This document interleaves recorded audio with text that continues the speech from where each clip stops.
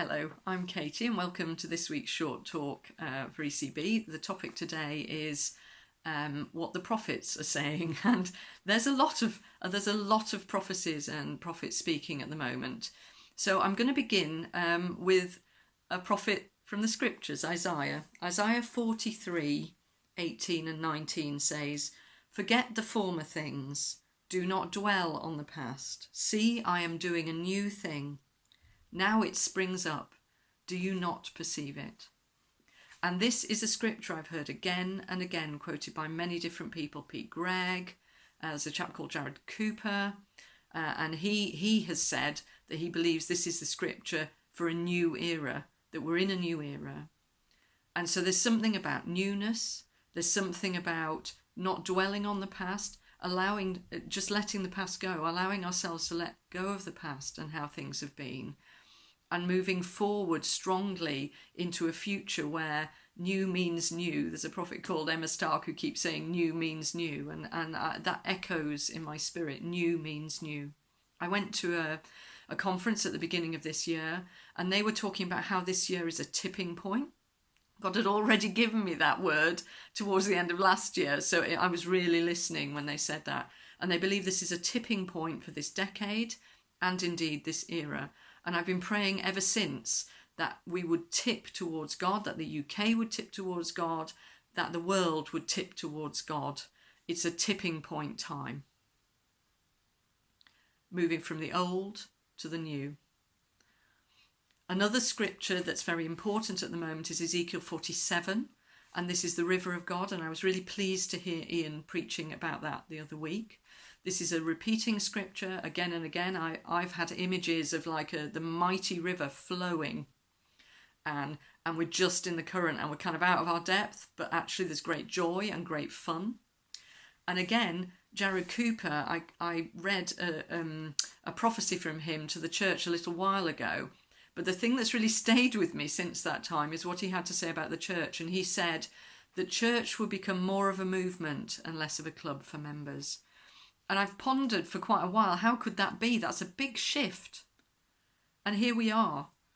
And oddly, I think that this time is a catalyst to move from being a sort of, maybe too inward looking within church building, out into our own communities, out into our neighbourhoods. And I believe that God is wanting us actually really to be light in our own neighbourhoods now and going forward.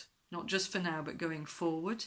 And I keep getting, it's a lyric from an oldish song, which is, "One shall tell another, and they shall tell their friends." And actually it goes on to say, "Come on in and taste the new wine. But one shall tell another, and they will tell their friends." I think that actually was a prophecy, that actually for this time we're going to start seeing this. So it begins, we are the catalysts, we are the sparks, we are the firelighters in our own neighbourhoods and communities. Another important scripture for this time is Psalm 46. Overall, the whole psalm is important, but Erica spoke from the scripture for this time the other week, and it's "Be still and know that I am God." There is an Australian prophet called Lana Vorza that I follow with interest, and she has been talking for quite a long time now about there will be a time of realignment, and that actually it's really important for us to take time out to go deeper with God and be like Mary, not so much Martha, that we're actually going deep in the word, deep in worship, and really deep with God, no longer being satisfied with being on the surface, and that this will cause realignment to happen. And for some people, realignment might be a bit shocking actually, but God is taking us back into alignment with him as individuals, as church, and as a nation, I believe. So take the time. I realise some of us are busy right now. I'm actually busy. Some are less busy than others. But as far as you can, please take the time to go deeper with God, to listen to God, whatever works for you in terms of scripture or prayer or being out in nature or listening to others for that matter. Please take that time to be like Mary and listen and grow as a Christian. And talking about growth, one of the images that God has given me during this time is that actually I can see a sort of wheat harvest, and it's growing, it's green, it's growing quickly. But within that wheat harvest, there are also people growing up. And the harvest, I believe, is representative of what Jesus says in Luke 10:2. He says, the harvest is plentiful, the workers are few. Ask the Lord of the harvest, therefore, for more workers. And what I'm seeing, I believe, in that picture is that actually the harvest is growing right now, but God is also growing the workers and the leaders for the church, the expression of church that is to come. And so he's giving us workers and harvest at the same time. And may God bless this growth. And please pray for the harvest, but also pray to the Lord of the harvest for workers.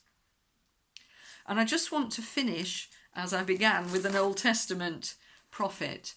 There, you see, there is an unfulfilled prophecy. There's probably many unfulfilled prophecies in the Old Testament, but this is a specific prophecy of Habakkuk, chapter 2, verse 14. And I'm just finding it. And what he says there is, "For the earth will be filled with the knowledge of the glory of the Lord as the waters cover the sea. For the earth will be filled with the knowledge of the glory of the Lord as the waters cover the sea." And I want to say I have such a strong sense that is this time. The glory of the Lord is coming. And the glory of the Lord is going to come in our homes. So I pray for all of our homes that they will be filled with the presence of God and the glory of God. The glory of God is coming across the church. The glory of God is coming across the town of Bicester, I believe. And the glory of God is coming across the nation and across the world. And I believe we're actually going to see this prophecy fulfilled in this time, that the glory of the Lord, the knowledge of the glory of the Lord, will cover the earth as the waters cover the sea. And so let's keep that vision and understanding in the times of difficulty, in the pain and sadness, actually, that many of us have been through. I do believe there is a hope, and I do believe that our God is going to do some mighty, incredible, amazing things in the time that is to come. Thank you for listening.